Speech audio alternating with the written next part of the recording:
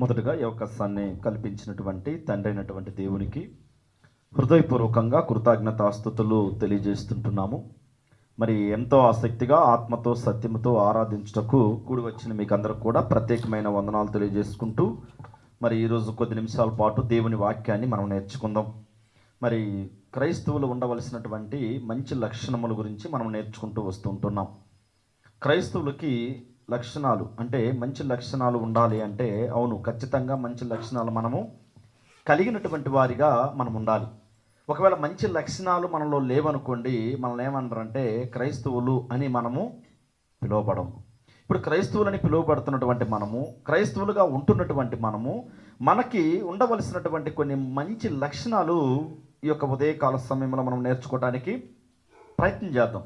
ఎందుకు మంచి లక్షణాల్లో మనం కలిగి ఉండాలంటే, అవును, మనం మంచి లక్షణాల్లో ఉంటేనే మనం ఇతరులకు ఏం చేయగలమంటే మాదిరిగా మనం ఉండగలం. నాడు చాలామంది క్రైస్తవులని పేరుంద కానివ్వండి, ఆ క్రైస్తవులకు తగినటువంటి జీవితం లేదు అని మనం చెప్పొచ్చు. ప్రార్థనకి వెళ్తూ ఉంటారు కానివ్వండి, ఆ ప్రార్థనకు తగినటువంటి జీవితాలు, క్రియలు ఏం చేయలేకపోతున్నారు, చూపించలేకపోతున్నామని చెప్పొచ్చు. అందుకే మనము ఈ మంచి లక్షణాలలో మనం నేర్చుకుంటూ ఉన్నప్పుడు ఏమవుతూ ఉంటుందంటే, మనలో ఏవైతే తీసివేయాలో వాటిని మనం ఏం చేస్తూ ఉంటాం, తీసివేస్తూ ఉంటాం అన్నమాట. ఏదైతే మంచి మనలో పెంచుకోవాలో దాన్ని మనం ఏం చేస్తూ ఉంటాం, మన హృదయంలో మన ఆత్మలో కావచ్చు, మనం మంచిని ఏం చేస్తూ ఉంటామంటే పెంచుకుంటూ ఉంటుంటాం. అయితే ఇక్కడ మనము ఒక వాక్య భాగాన్ని చూసి మనం ముందుకు వెళ్దాం. చూడండి,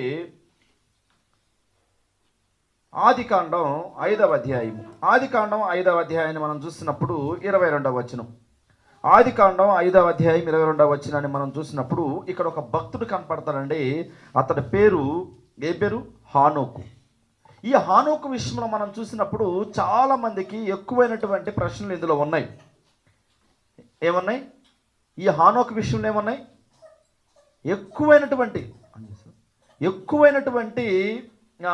మందికి క్రైస్తవంలో ఏమి అర్థం కానటువంటి విషయం ఉందంటే, ఈ హానోకు చనిపోయాడా, ఎక్కడున్నాడు, ఏమై ఉన్నాడు, మరి ఆయన పరిస్థితి ఏంటి అనేది చాలా మందిలో ఏముంది, ప్రశ్నగా ఉంది. ఇప్పుడు కూడా ఉందా అంటే అవును, ఇప్పటికి కూడా ఉంది. కానీ దేవుని విషయంలో హానోకు గురించి దేవుడు హానోకు విషయంలో ఎంత మాట్లాడారో అంతే మనం ఏం చేయగలగాలి, మాట్లాడాలి. ఇక మనం ఎక్కువగా మనం ఏం చేయకూడదు, హానోకు గురించి పరిశోధన చేయకూడదు. దేవుడికి ఇష్టడుగా ఉన్నాడు కాబట్టి దేవుడు ఏం చేసినట్టు హానోకుని చూడండి. ఆదికాండం 5వ అధ్యాయం 22వ వచనం. హానోకు మెతుషెలను కనిన తర్వాత 300 ఏండ్లు దేవునితో నడుచుచు కుమారులను కుమార్తెలను కనెను. బాగా గమనించాలి, ఎన్ని సంవత్సరాలు దేవునితో నడిచాడు? ఆయన బ్రతికినటువంటి ఎన్ని సంవత్సరాలు? 300 సంవత్సరాలు. ఇప్పుడు హానోకులో ఉన్నటువంటి ఎన్ని మంచి లక్షణాలను దేవుడు గమనించాడండి. బాగా గమనించండి, హానోకులో ఉన్నటువంటి ఆ మంచి లక్షణాలను బట్టి దేవుడు ఏం చేస్తాడు? అందుకంటాడు, హానోకు దేవునితో నడిచిన తర్వాత దేవుడు అతన్ని తీసుకుని పోయిను కనుక అతడు లేకపోయాను.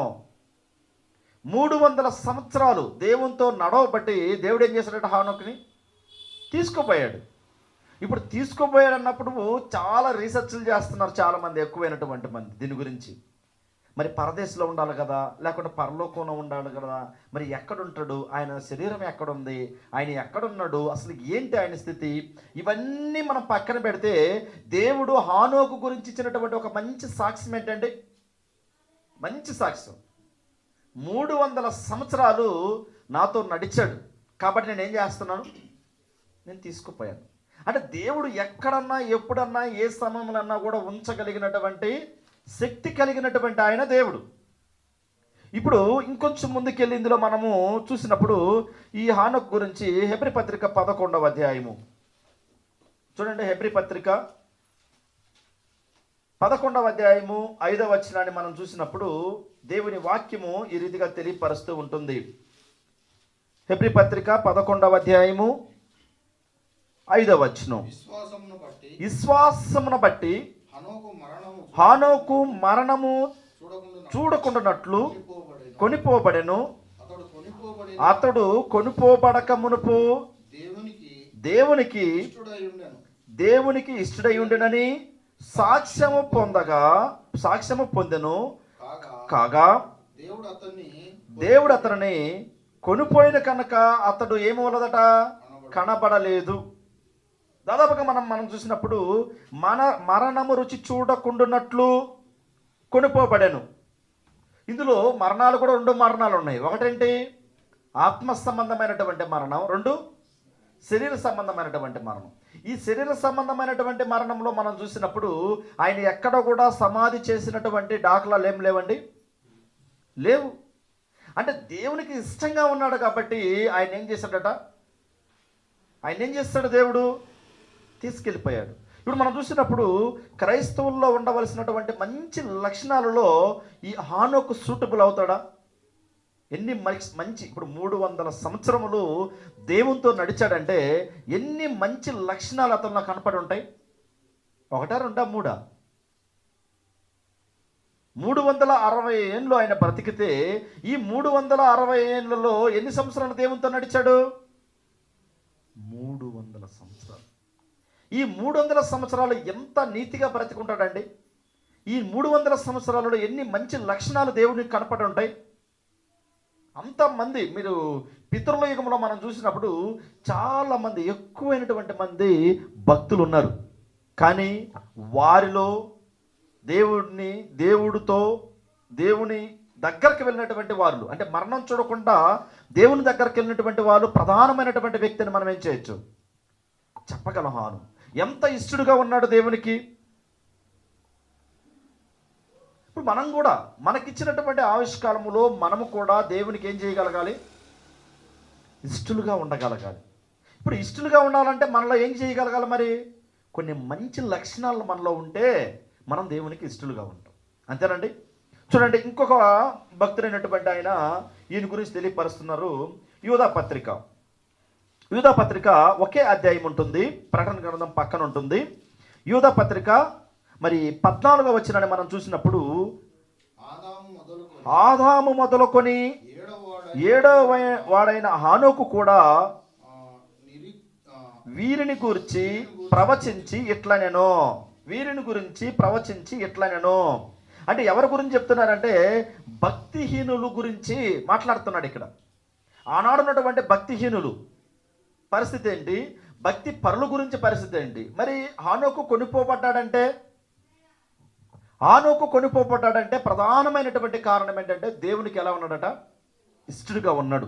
ఇదంతా మనం చూసినప్పుడు ఒక క్రైస్తవునికి ఉండవలసినటువంటి మంచి లక్షణాలు మరి హానోకులో ఉన్నాయా అంటే ఉన్నాయి. ఒక దేవుని బిడ్డకి ఉండవలసినటువంటి మంచి లక్షణాలు హానోకులో ఉన్నాయని ఎవరు చూశారు? దేవుడు చూశాడు. దేవుడు చూసి హానోకుని ఏం చేశాడంటే మరణం రుచి చూడకుండా కొనిపోబడ్డాడు. అయితే ఈనాడు కూడా అలాంటి మంచి లక్షణాలు మనం ఏం చేయగలగాలి, కలిగి ఉండాలండి. కానీ మనం ఒక్కొక్కసారి అన్ని మంచి లక్షణాలు కలిగి ఉండలేము. ఒక్కొక్కటి మనం ఏం చేయగలగాలి, మనలో నుంచి తీసివేసుకోగలగాలి. నా ప్రవర్తన ఏంటి, నా క్రియలు ఏంటి, నేను ఎలా నడుచుకుంటున్నాను, నాలో ఏమైనా మార్పులు చేసుకోవాలనేది కొంచెం మనం ఏం చేయగలగాలి. ఈరోజు మనం చూస్తే చాలా బాధ కలుగుతూ ఉంటుంది ఒక్కోసారి కదా. అసలు నేను దేవునికి ఎలా ఉన్నాను, దేవునికి ఇష్టడుగా ఉన్నానా, నేను అసలు ఒక క్రైస్తవులు అనే పేరు చెప్పుకోవడానికి అర్హత కలిగి ఉన్నానా అని ఒకసారి మనం మాట్లాడినప్పుడు ఒక్కొక్కసారి చాలా బాధ కలుగుద్ది. ఎందుకంటే మనం ఎందులో ఒక్కొక్కసారి చూపించలేము, ఏం చేయలేము. మన క్రియల్లో కావచ్చు, మన విశ్వాసంలో కావచ్చు, వీటన్నిటిలో కూడా మనం ఏం చేయలేం, చూపించలేము అని భయం కలుగుతూ ఉంటుందండి. అయితే ఇక్కడ ఒక 3 సందర్భాలు ఈరోజు మనం నేర్చుకోవడానికి మరలా ప్రయత్నం చేద్దాం.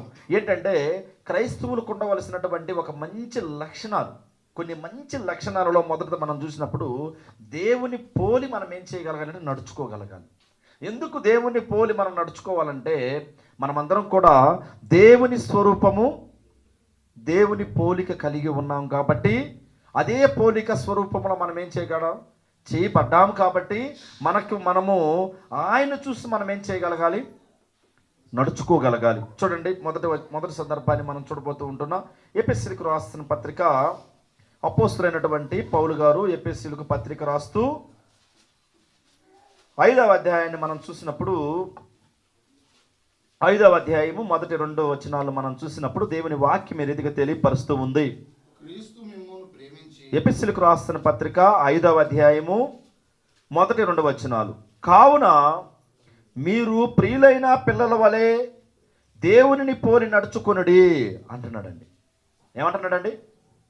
ఎఫెసీయులకు రాసిన పత్రిక 5వ అధ్యాయము మొదటి వచనములో దేవుని వాక్యం సెలవు చేస్తుందంటే, కావున మీరు ప్రియులైన పిల్లల వలె దేవుని పోలి నడుచుకొనుడి, దేవుని పోలి నడుచుకొనుడి.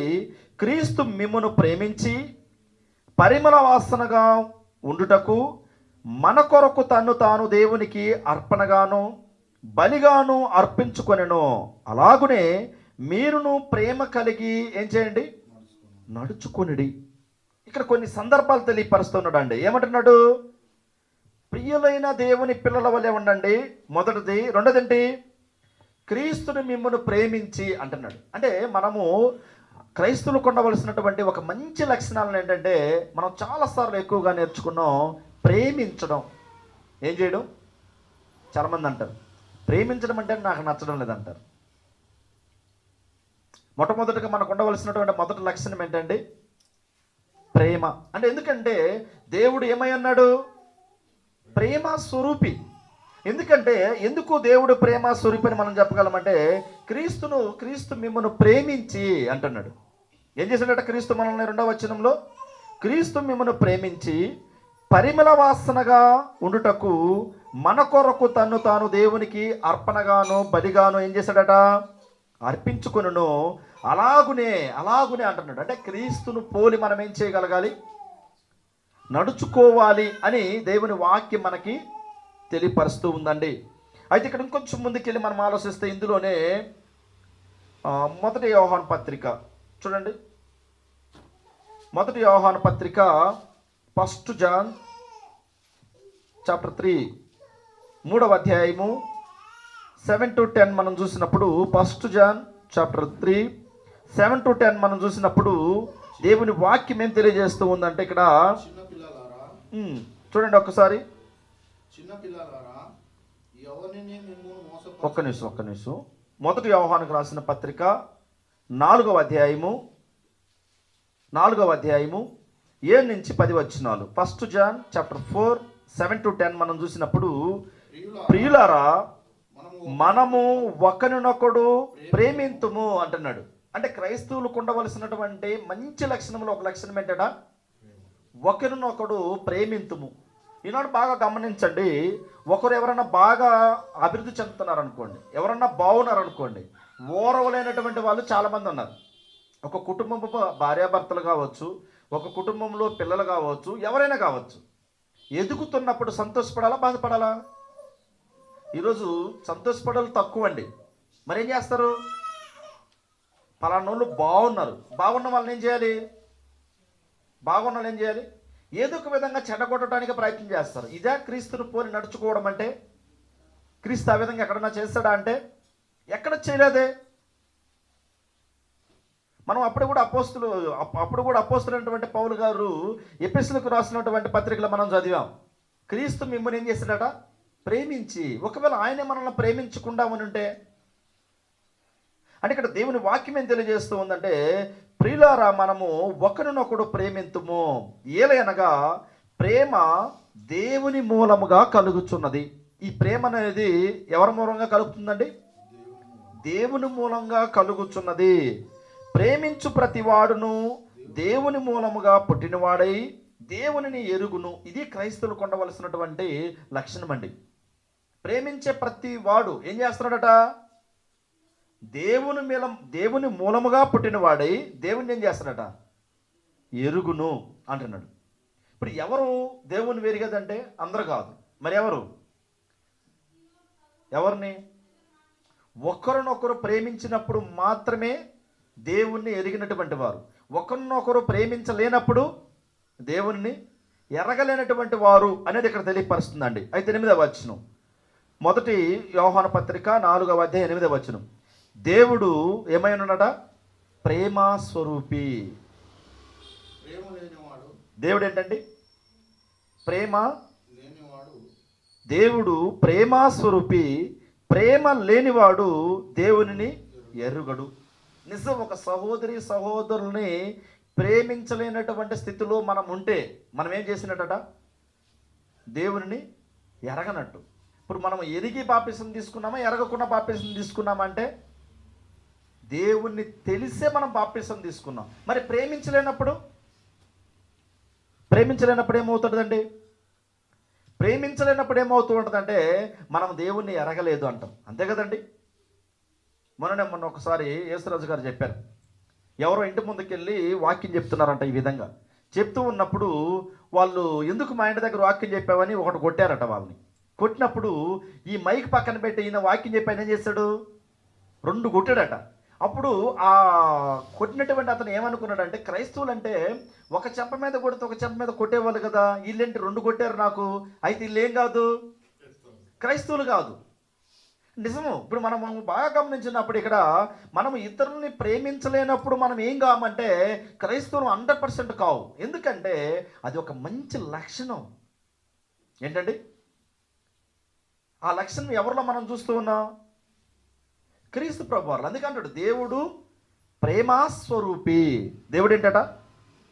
అయితే ఇక్కడ మనం చూసినప్పుడు 9వ వచనం, మనము ఆయన ద్వారా జీవించినట్లు దేవుడు తన అద్వితీయ కుమారుని లోకములోనికి పంపెను, దీని వలన దేవుడు మన యందుంచిన ప్రేమ ప్రత్యక్షత పరచబడును. ఏమవుతుందంటండి? ఇప్పుడు దేవుడు లోకాన్ని ప్రేమిస్తున్నాడు, దేవుడు లోకాన్ని ప్రేమిస్తున్నాడు అనేది ఎలా చూపించాడు? తన కుమారుడైనటువంటి క్రీస్తుని ఏం చేశాడు? తన కుమారుడైనటువంటి క్రీస్తుని పరలోకం నుండి భూమి మీదకి పంపించి ఈ ప్రపంచాన్ని నేను ప్రేమిస్తున్నాను అని చెప్తున్నాడు. అదే క్రైస్తవులకు ఉండవలసినటువంటి ఒక లక్షణం, మంచి లక్షణం కూడా ప్రేమించడం. అదే దేవుణ్ణి పోలి ఏం చేయడం? నడుచుకోవడం. మనం పోయిన వారం చాలా విషయాలు నేర్చుకున్నాం.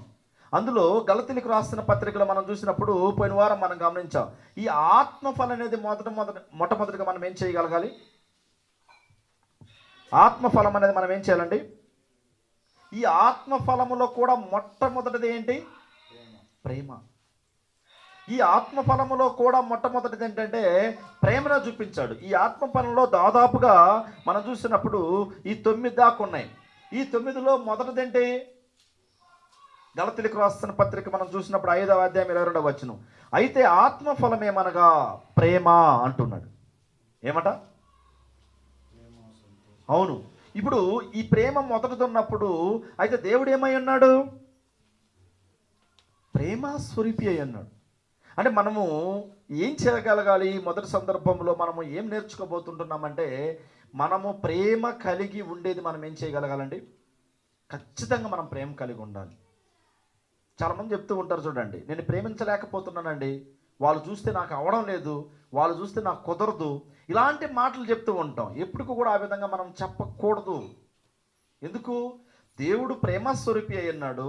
దేవుడు ఇంకా తన కుమారుని భూలోకానికి పంపించి నేను ప్రపంచాన్ని ప్రేమిస్తూ ఉన్నానని నిరూపించాడు.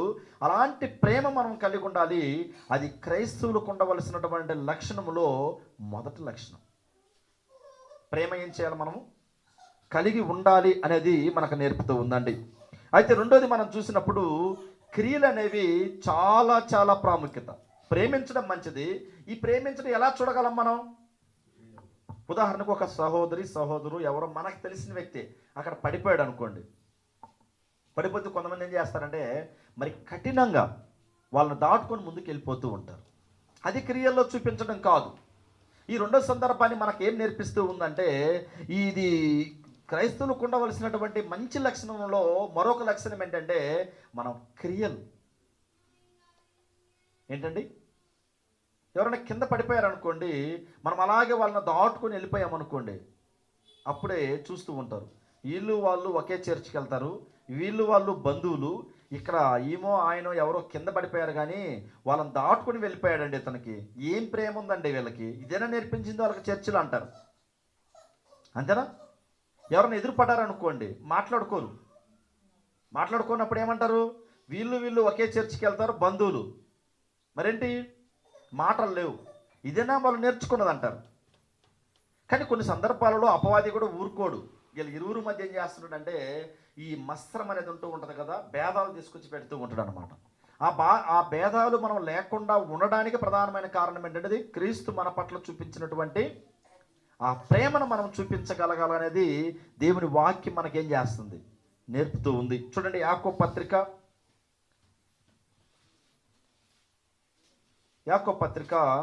2వ అధ్యాయము. మనం ఎక్కువ సార్లు మనం ఇది చూస్తూ ఉంటాం. యాకోబు పత్రిక 2వ అధ్యాయాన్ని మనం చూసినప్పుడు 14వ వచనం, 2వ అధ్యాయము 14వ వచనాన్ని మనం చూసినప్పుడు దేవుని వాక్యం ఏ రీతిగా తెలియజేస్తూ ఉంటుంది. నా సహోదరులారా, క్రియలు లేనప్పుడు ఎవడైనను తనకు విశ్వాసం కలదని చెప్పిన ఎడల ఏమి ప్రయోజనము? అట్టి విశ్వాసం అతనికి రక్షింపగలదా అంటున్నాడు. క్రైస్తవులకు ఉండవలసినటువంటి లక్షణంలో 2వ లక్షణం, ఒక మంచి లక్షణం ఏంటంటే క్రియలు. అయితే ఒక విశ్వాసం ఒక మనిషిని కాపాడగలుగుతూ ఉందంటే క్రియలు. ఇప్పుడు బాగా గమనించండి, మన హానోకును తీసుకున్నామండి. ఈ హానోకు విషయంలో మనం చూసినప్పుడు ఎన్ని సంవత్సరములు దేవునితో కూడా నడిచాడు? 300 సంవత్సరాలు. ఇప్పుడు ఈ 300 సంవత్సరాలు ఆయన యొక్క క్రియలు ఎలా ఉన్నాయి అనుకుంటారు? బాగా గమనించండి, ఈ 300 సంవత్సరాలు హానోకు యొక్క క్రియలు దేవుడు పరిశీలన చేశాడా లేదా? Yes or no? పరిశీలన చేశాడు. పరిశీలన చేయబట్టి దేవునికి అంత ఇష్టడుగా ఉండబట్టి ఆయన చేసినటువంటి ఆ క్రియలను బట్టి దేవుడు ఏం చేశాడు? ఆయన తీసుకుని మరణం లేకుండా తీసుకుని వెళ్ళిపోయాడు. అందుకే ఇక్కడ మనకి ఏం నేర్పుతుందో అందులో 2వ సందర్భంలో, నా సహోదరులారా, క్రియలు లేనప్పుడు ఎవడైనను తనకు విశ్వాసం కలిగినదని చెప్పిన ఎడల ఏమి ప్రయోజనమో? అట్టి విశ్వాసం అతనికి రక్షింపగలదా? ఈరోజు కూడా అండి, మన క్రియలు మనల్ని ఏం చేయగలగాలి? రక్షింపగలగాలి.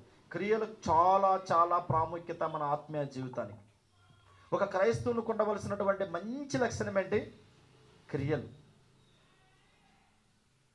ఉదయం లేచినప్పటి నుంచి సాయంత్రం మరలా పండుకునేదాకా మనం ఎవరితో మాట్లాడుతున్నాం, ఏం చేస్తున్నాం, మన ప్రవర్తన ఏంటి, మన మొబైల్ ఏంటి, మనం ఏమి చూస్తున్నాం, అందులో ఏమి నేర్చుకుంటున్నాం అనేది కూడా చాలా చాలా ప్రాముఖ్యత. అసలు నేను ఎవరితో మాట్లాడుతున్నాను? అమ్మతో మాట్లాడుతున్నానా, నాన్నతో మాట్లాడుతున్నానా, లేకుంటే అత్తతో, మామతో, లేకపోతే కుటుంబంలో నేను ఎవరి దగ్గర మాట్లాడుతున్నాను? నా క్రియలు ఎలా ఉన్నామనేవి ఏంటి మనం ఖచ్చితంగా ఏం చేయగలగాలి? పరిశీలన చేసుకోగలగాలి. మన క్రియలు మనల్ని పరిశీలన చేసుకోలేకపోయామనుకోండి, మనకి క్రైస్తవులకు ఉన్నటువంటి మంచి లక్షణాన్ని మనం ఏం చేసినట్టు? తీసేసినట్టు అంటున్నాడు. అలాంటి విశ్వాసం మనల్ని, మంచి క్రియలు మనలో లేవనుకోండి, అలాంటి విశ్వాసం మనల్ని రక్షిస్తుందా అంటే రక్షించదు. అందుకే ఇక్కడ అంటాడు చూడండి, కింద 15వ వచనం, సహోదరైనను దిగంబరనై ఆనాటికి భోజనము లేక ఉన్నప్పుడు మీలో ఎవడైనను శరీరమునకు కావలసిన ఇవ్వక సమాధానముగా వెల్లుడి, చలి కాచుకునుడి, తృప్తి పొందుడని చెప్పిన ఎడల ఏమి ప్రయోజనమో? అలాగే విశ్వాసము క్రియలు లేనిదై అది ఒంటిగా ఉండి మృతమగును. ఏం చేయాలంట క్రియల్లో? సహోదరి కావచ్చు, ఒక సహోదరుడు కావచ్చు, వారు దిగంబరనై బట్టలు లేనప్పుడు వాళ్ళకి ఏం చేయగలగాలి? మన దగ్గర ఉన్నటువంటి బట్టల్లో మనం ఏం చేయగలగాలి? ఇవ్వగలగాలి అంటున్నాడు. అది క్రియల్లో మనం ఏం చేసినట్ట? చూపించినట్టు. అలాంటి విశ్వాసం మనకేం చేస్తుందంట? మనల్ని రక్షించగలగదు. ఒకవేళ మనము ఇవ్వలేనప్పుడు, మనం వాళ్ళకి సహాయపడలేనప్పుడు, ఉండి కూడా సహాయపడలేనప్పుడు ఏమవుతుందంట? అలాంటి విశ్వాసం అది మృతమైనది అవుద్ది. ఏమవుతుందట? మృతమైనది అయిపోద్ది. ఇందులోనే మనం చూసినప్పుడు యాకోబు రాసిన పత్రిక 4వ అధ్యాయము మొదటి నుంచి కొంచెం చూసుకుంటూ వచ్చినప్పుడు ఇక్కడ ఏమంటూ ఉంటుందంటే, 4వ అధ్యాయం 1వ వచనం, మీలో యుద్ధములను పోరాటములను దేని నుండి కలుగుచున్నవి? మీ అవయవములో పోరాడు మీ భోగెచ్చల నుండియే కదా. మీరు ఆశించుచున్నారు కానీ మీకు దొరకటలేదు, నరహత్య చేయుదురు, మస్తరపడుదురు కానీ సంపాదించుకొనలేరు, పోట్లాడుదురు, యుద్ధము చేయుదురు కానీ దేవుని అడుగునందున మీకేమీ దొరకలేదు అంటున్నాడు. ఈనాడు మనం చూడండి, మనం ఉన్నటువంటి స్థితిని మనం మార్చుకోవటానికి ఎవరిని అడగాలట? దేవుణ్ణి అడగాలి. మనకి ఏదైనా కొదువుగా ఉంటే మనం ఏం చేయగలగాలండి? మనకి ఏదైనా కొదువుగా ఉంటే ఎవరిని అడగాలట? ఎంతమంది అడుగుతున్నాం దేవుణ్ణి? అలా అడగం. ఎవరికైనా సహోదరులకు ఫోన్ చేస్తాం, వాళ్ళకి వీళ్ళకి ఫోన్లు చేసి మన బాధలని చెప్పుకొని ఏడుస్తూ ఉంటాం కదండి. దేవునికి చెప్పుకుంటామా? దేవునికి మొట్టమొదటికి ఏం చేయాలట? మనము మన శరీరంలో పుట్టు భోగెచ్చల నుండియే కదా.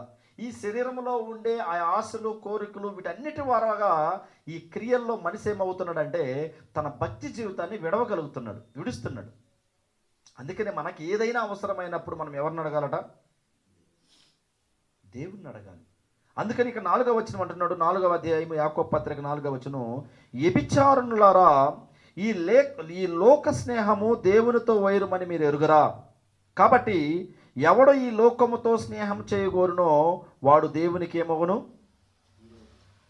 శత్రువగును అంటున్నాడు. ఈ లోకముతో మనం స్నేహం చేస్తే ఏమవుద్ది? లోక సంబంధులు జరిగినటువంటి ఆ క్రియల్లోకి మనం ఏం చేస్తాం? వెళ్ళిపోతాం. వాళ్ళతో మనం కలుస్తాం. వాళ్ళతో కలిసినప్పుడు మన క్రియలు కూడా ఏమైపోతాయి? మన క్రియలు కూడా ఆటోమేటిక్గా చెడిపోయేదానికి ప్రయత్నం చేస్తాయి. ఉదయం లేచి నుంచి సాయంత్రం దాకా మనం చూసినప్పుడు ఒక్కొక్కరు ఈ బిజినెస్ చేస్తూ ఉంటారు కదా, వ్యాపారం చేసేవాళ్ళు 100 మందితో మాట్లాడతారు. అంటే 100 అంటే 100 కాదులే, లిటరల్గా ఎక్కువైనటువంటితో మాట్లాడుతూ ఉంటారు. ఉదాహరణకు మన అంకుల్ గారు ఉన్నారు అనుకోండి, షాప్కి చాలామంది వస్తారు. మంచి వాళ్ళు వస్తారు, చెడ్డ వాళ్ళు వస్తారు, దేవుని నమ్మిన వాళ్ళు వస్తారు, నమ్మనటువంటి వాళ్ళు వస్తారు, అందరూ వస్తారు. వాళ్ళందరితో ఏం చేయగలగాలి? మాట్లాడి ఎవరికి చెప్పే సమాధానం వాళ్ళకి చెప్పగలగాలి. ఏమండి? ఇప్పుడు వచ్చిన వాళ్ళంతా స్నేహం చేశామనుకోండి, ఏమైపోద్ది? భక్తి జీవితం చెడిపోద్ది. ఈ వచ్చినటువంటి వాళ్ళందరినీ కూడా ఎవరు ఎలాంటి మనస్తత్వం కలిగి ఉన్నారో మనం ఏం చేయగలగాలి? వాళ్ళ క్రియలు ఎలా ఉన్నాయో మొట్టమొదటిగా గమనించి వాళ్ళతో మనం నడుచుకోవాలి. అందుకే ఈ లోక స్నేహం దేవునికి ఏమాట? వైరము. లోకంతో స్నేహం చేసే వాళ్ళు వస్తారు, సినిమాకి వెళ్ళే వాళ్ళు వస్తారు. షాప్ అంటే ఊరకు కాదు, పెద్ద షాప్ కదా, చాలామంది వస్తూ ఉంటారు. వాళ్ళందరూ చూడండి ఒకే విధంగా అందరి దగ్గర నడుచుకునే దానికి అవ్వదు. మరి ఏం చేస్తారు? ఎవరి దగ్గర ఎలా నడుచుకోవాలి, ఎలా మాట్లాడాలి, మన ప్రవర్తన ఏంటి, మన క్రియలేంటి, ఇవన్నీ కూడా చాలా చాలా ప్రాముఖ్యమైనవి. ఇవే క్రైస్తవులకు ఉండవలసినటువంటి మంచి లక్షణాలండి. మనం ఎవరితో మాట్లాడుతున్నాం, ఎలా మాట్లాడుతున్నాం, మన క్రియలు ఎలా ఉన్నాయి అనేది మనం ఏం చేయగలగాలి? గమనించి మనం ప్రవర్తించి మన క్రియలను మనం ఏం చేయగలగాలి? మంచి క్రియలుగా మనం మార్చుకోగలగాలి. అయితే ఇందులోనే మనము ఈ క్రియల విషయంలో ఇంకొంచెం ముందుకెళ్ళి మనం ఆలోచించినప్పుడు 1 యోహాను పత్రిక 1 జాన్ చూడండి. 1 యోహాను పత్రిక 3వ అధ్యాయము 7 నుంచి 10 వచనాలు మనం చూసినప్పుడు దేవుని వాక్యము ఈ రీతిగా తెలియపరుస్తూ ఉంది. 1 జాన్ చాప్టర్ 3:7 అంటే యోహాను రాసిన మొదటి పత్రిక 3వ అధ్యాయం 7వ వచనం, చిన్నపిల్లలారా ఎవనిని మిమ్మును మోసపరచనీయకుడి, ఆయన నీతిమంతుడై ఉన్నట్టు నీతిని జరిగించు ప్రతివాడును నీతిమంతుడు. అంటే ఈ నీతిమంతుడు అనేది ఎలా తెలియపడుతుంది అంటే క్రియల ద్వారాగా. ఇప్పుడు అబ్రహాము నీతిమంతుడని ఎలా తెలియబడింది? క్రియల ద్వారాగా. మరి ఎలా చూపించాడు క్రియలు అంటే? ఒక్కగాడైనటువంటి ఒక్క కుమారుడు తన కుమారుడైనటువంటి ఇస్సాకుని బలిదేవుడు అడిగినప్పుడు మరి ఎందులో చూపించాడు? క్రియలో చూపించేశాడు. అయ్యా నేను ఇవ్వలేను అన్నాడా? నీ ఒక్కగానైనటువంటి ఒక్క కుమారుని మోరియా పర్వతం మీద తీసుకొని వచ్చి నాకు బలి ఇవ్వమన్నప్పుడు తీసుకెళ్ళిపోయి కట్టెలు పేర్చి కత్తి తీసుకొని తన కుమారుని ఏం చేయబోయాడు? బలి ఇవ్వటానికి ముందుకెళ్ళిపోయాడు. బలి ఇవ్వటానికి ముందుకెళ్ళినప్పుడు ఇప్పుడు దేవుడు పరలోకం నుండి అబ్రహామును పరిశీలన చేసిన తర్వాత అబ్రహాములో నచ్చిందేంటి దేవునికి? క్రియ. ఇప్పుడు క్రైస్తవులకు ఉండవలసినటువంటి లక్షణాలలో మరి ఈ క్రియలు అనేవి కూడా చాలా ప్రాముఖ్యమైనవా మన ఆత్మీయ జీవితాల కంటే? అవును, మన ఆత్మీయ జీవితాలకి చాలా చాలా ప్రాముఖ్యమైనవి. అన్నాడు, చిన్నపిల్లలారా ఎవరిని మిమ్మల్ని మోసపరచనీయకుడి. నాడు చాలామంది మోసపోయేలు ఎక్కువ ఉన్నారండి. అందుకే ఈ లోక స్నేహంతో ఎప్పుడైతే ఈ లోకంతో మనం స్నేహం చేస్తామో ఖచ్చితంగా మనం ఏమైపోతాం? మోసపోతూ ఉంటాం. అందుకే మోసపోకుడి, ఆయన నీతిమంతుడై ఉన్నట్టు నీతిని జరిగించు ప్రతివాడును నీతిమంతుడు. అపవాది మొదటి నుండి పాపము చేయుచున్నాడు గనుక పాపము చేయువాడు అపవాది సంబంధి, అపవాది యొక్క క్రియలను లయపరచుటకే దేవుని కుమారుడు ఏమైపోయాడట? ప్రత్యక్షమగును. ప్రత్యక్షం మాయను. ఏమైపోయాడట ఆయన? అపవాది క్రియలు ఎలా ఉన్నాయో చూపించడానికే పరలోకం నుండి భూమి మీదకి ఎవరు వచ్చారు? క్రీస్తు ప్రభువారు వచ్చి అపవాది యొక్క క్రియలు, అపవాది యొక్క మోసము, అపవాది యొక్క అలవాట్లు, అపవాదిని నమ్ముకుంటే ఎలా ఉంటారో ఇవన్నీ కూడా ఏమైపోయింది? చూపించడానికి ఆయన వచ్చాడు. ఎక్కడి నుంచి వచ్చాడు ఇవన్నీ చూపించడానికంటే? పరలోకం నుంచి భూమి మీదకి వచ్చాడు. అయితే మొదట మనము దేవుణ్ణి పోలి నడుచుకోవాలన్నది మనం నేర్చుకున్నాం. రెండోది ఏంటంటే, ఈ క్రైస్తవులకు ఉండవలసినటువంటి మంచి లక్షణాలలో రెండోది ఏంటంటే, క్రియలు అనేవి చాలా చాలా మన ఆత్మీయ జీవితాలకి ప్రాముఖ్యత. నిజమండి, మన క్రియల ద్వారాగానే మనం ఏం చేస్తాం? క్రైస్తవులు అని నిరూపింపబడతాం. క్రైస్తవులని మనం ఏం చేయగలం? నిరూపించగలుగుతాం. ఇప్పుడు దారిని పోతున్నాం, ఎవరో చూడక తగిలారు అనుకోండి, అలా తగిలారు. కొంతమంది అంటారు కళ్ళు కనపల్లా అంటారు, అంతేనా? మొన్న ఎవరో ఒకరు చెప్తున్నారు, అలా టచ్ చేస్తే అలా తగిలారు, కళ్ళు కనపల్లా అంటే సారీ. ఇది ఒకరు చెప్పారు ఎవరో సారీ అని. సారీ చెప్తే సరిపోతుందా అంటున్నారు. నిజం, ఒక్కొక్కసారి మనం అలా చూడక ఎవరైనా మనం తగిలినా కూడా మనం సహించగలగాలి. అది క్రియల్లో మనం ఏమవుతాం? నేను ఎక్కడికో బయటకు వెళ్తూ ఉన్నప్పుడు, ట్రాఫిక్లో వెళ్తున్నప్పుడు ఇద్దరి మధ్య గొడవ పడింది. ఇద్దరి మధ్య గొడవ పడినప్పుడు దాదాపు ఒక 50 సంవత్సరాల అతను ఉన్నాడు, ఒక 20 సంవత్సరాలు ఒక అబ్బాయి అన్నాడు. బండి అక్కడ ఆపి 50 సంవత్సరాల అతన్ని పోట్లాడుతున్నాడు, కొట్టడానికి వస్తున్నారు. పబ్లిక్ అలాగే చూస్తున్నారు. ఇది కూడా ఇప్పుడు అతని క్రియలను బట్టి ఏమనుకుంటారు? దేవుని సంబంధం అనుకుంటారు, అపవాది సంబంధం అనుకుంటారు. నిజం, ఆ క్రియలు కూడా మన ఆత్మీయ జీవితాలకి చాలా చాలా ప్రాముఖ్యత. క్రియలు లేకుంటే మన విశ్వాసం ఏమవుద్దట? మృతమైనది, చనిపోయినటువంటిదిగా ఉంటుంది. ఒక అబ్రహాం గారి విషయంలో మనం చూస్తాం. అబ్రహాం గారు యొక్క విశ్వాసం దేంట్లో తెలియపరచబడింది? క్రియల మూలంగానే. ఈరోజు మన క్రియలు కూడా ఎలా ఉండాలి? చాలా చక్కగా మనము ఉండాలండి. మనం స్నేహం కూడా చాలా చక్కగా ఉండాలి. మనం మాట్లాడే ప్రతి మాట కూడా చాలా చక్కగా ఉండాలి. మనం చేసే స్నేహం కూడా చక్కగా ఉండాలి. ఇవన్నీ కూడా క్రైస్తవులకు ఉండవలసినటువంటి లక్షణాలలో ఈ క్రియలు అనేవి రెండోదిగా చాలా చాలా ప్రాముఖ్యమైనవి మన ఆత్మీయ జీవితాలకి. అయితే మూడోది మనం చూసినప్పుడు సత్క్రియ. ఏంటి సత్క్రియ అంటే? మంచి పనులు, ఇంకా పుణ్యకార్యాలు. మంచి కార్యాలు మనం చేయగలగాలి, మంచి పనులు మనం చేయగలగాలి. వాటిలో మనం చూసినప్పుడు మొదటిది ఏంటంటే తోటి వారికి సహాయం చేయడం. సత్క్రియల్లో మొదటిది ఏంటి? తోటి వారు ఎవరన్నా ఇబ్బందులు, సమస్యలు లేకుంటే అనారోగ్య పరిస్థితుల్లో ఉంటే మన దగ్గర ఉన్నదాన్ని మనం ఏం చేయగలగాలి? యేసుక్రీస్తు ప్రభువు ఆ విధంగా చేశాడా అంటే అవును, చేశాడు. సత్క్రియల్లో మొదటిది ఏంటి? తోటి వారికి మనం ఏం చేయడం? సహాయపడడం. రెండోది పేదలకు మనం ఏం చేయడం అంటే దానం చేయడం. అంటే మనమే పెద్ద ధనవంతులమని కాదు కానివ్వండి, మనకన్నా పేదవారిగా ఉన్నటువంటి వారు, మనకన్నా కిందుండి సహాయం ఎదురు చూసినటువంటి వారి కోసం మనం ఏం చేయడం? సహాయపడడం. మూడోది ఏంటంటే ఇందులో ఇతరుల పట్ల దయా జాలి కలిగి ఉండడం. సత్క్రియలు కేవలం ఇవ్వడమే, డబ్బు ఇది ఇవ్వడమే కాదు. సత్క్రియ అంటే జాలి ఏం కలిగి ఉండడం అట? దయ. ఇతరుల పట్ల దయ జాలి కలగడం. జాలి కలగడం అంటే ఎప్పుడన్నా కలిగిందా మనకి? అబ్బా పలానోళ్ళు అండి చాలా మంచోళ్ళండి, చాలా పాపం అండి వాళ్ళు అంటూ ఉంటారు, చూసారా? ఎవరన్నా మీరు అనుకుంటారు కదా, ఇంటి దగ్గర కూడా మనం అనుకుంటూ ఉంటాం. ఎవరన్నా గురించి అనుకున్నప్పుడు ఇదిగో పలానోళ్ళు ఉండాలండి, చాలా కష్టమండి వాళ్ళకి, వాళ్ళు చాలా ఇబ్బందుల్లో ఉన్నారండి అనుకుంటామా మనం? వాళ్ళంటే అనుకుంటూ ఉంటాం. చూడండి, అలా అనుకుని మనం ఏం చేయగలగాలి? మరలా కూడా పైన చెప్పింది రెండోది, క్రియల్లో మనం చూపించగలగాలి. ఈ సత్క్రియ విషయంలో కూడా మనం చూసినప్పుడు చూడండి, రోమపత్రిక 2వ అధ్యాయము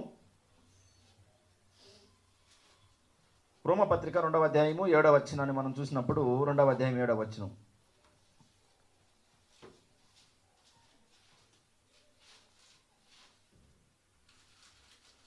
ఈ సత్క్రియ విషయంలో దేవుడు ఏమంటున్నాడంటే, రోమపత్రిక 2వ అధ్యాయము 6వ వచనం, 6వ వచనం, ఆయన ప్రతివానికి వాని వాని క్రియల చొప్పున ప్రతిఫలం ఇచ్చును. ప్రతివానికి వాని వాని క్రియల చొప్పున ఏం చేయనట? ప్రతిఫలం ఇస్తాడు. మనం చేసేది ప్రతిదీ కూడా మనం అనుకుంటాం కదా, అది ఒక్క రూపాయి కూడా కానివ్వండి, అది వ్యర్థమవుతుంది. దానికి దేవుడు ఏం చేస్తాడు? ఖచ్చితంగా లెక్క కడతాడు. అందుకే అంటున్నాడు, ప్రతి వానికి వాని వాని క్రియల చొప్పున ప్రతిఫలం ఇస్తాడు.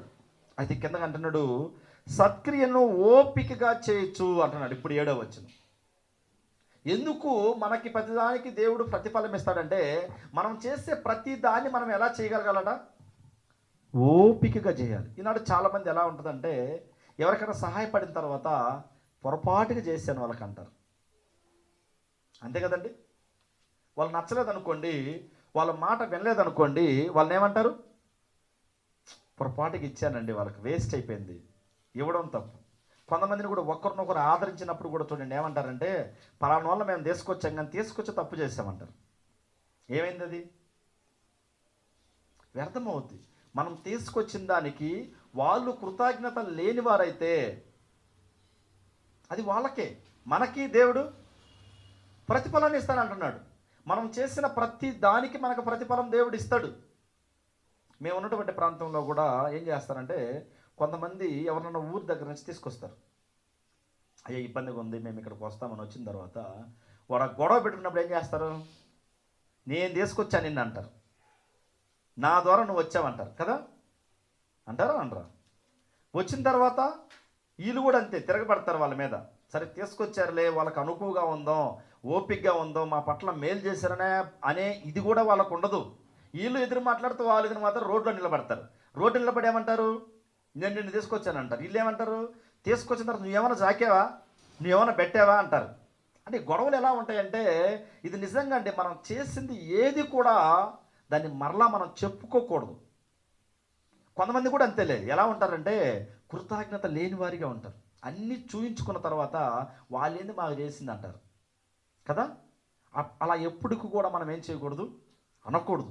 మన క్రియలను బట్టి, అంటే మనం చేసిన దానికి ప్రతిఫలాన్ని బట్టి దేవుడు ఏం చేస్తాడంటే మనకి ప్రతిఫలాన్ని ఇస్తానంటున్నాడు. చూడండి ఇక్కడ ఏమంటున్నాడంటే, ఆయన ప్రతి వానికి వాని వాని క్రియల చొప్పున ప్రతిఫలం ఇచ్చును, సత్క్రియను ఓపికగా చేయుచు మహిమను ఘనతను అక్షయతను ఎదుకువానికి నిత్య జీవం ఇచ్చును అంటున్నాడు. ఈ సత్క్రియల ద్వారా మనకు వచ్చేది ఏంటంటే నిత్య జీవం.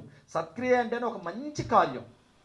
ఎవరినైనా ఆదరించడం, ఎవరికైనా సహాయపడడం, ఎవరితోనైనా మన కష్టాన్ని ఏం చేయడం, పంచుకోవడం, నెక్స్ట్ వాళ్ళ కష్టంలో ఉన్నటువంటి వారిని మనం ఏం చేయగలడం, ఆదరించగలడం.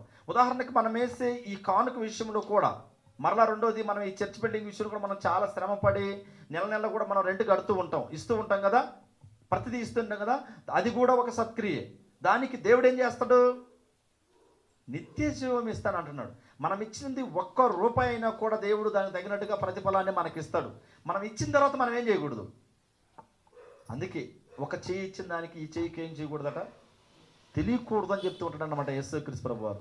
మీరు కానుకలు పెట్టే దగ్గర కూడా మనం కూర్చొని చూసినప్పుడు ఒక పేద ఎదవరాలు, అంతమంది అన్ని కాసులు వేశారు అక్కడ, కానీ ఒక పేద ఎదవరాలు చేసినటువంటి ఆ క్రియను చూసారా, దేవుడు ఏం చేశాడు?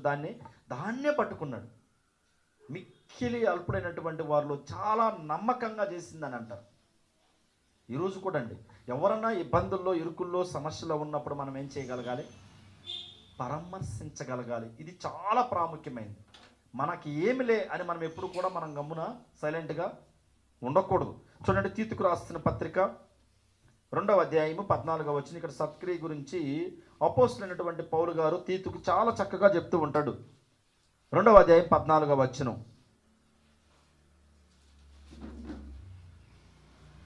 తీతుకు రాసిన పత్రిక 2వ అధ్యాయం 14వ వచనం.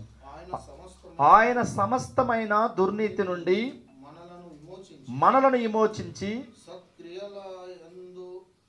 సత్క్రియల యందు ఆసక్తి గల ప్రజలను తన కోసము పవిత్రపరచుకొని తన సొత్తుగా చేసుకొనుటకు తన్ను తానే మన కొరకు ఏం చేశాడట?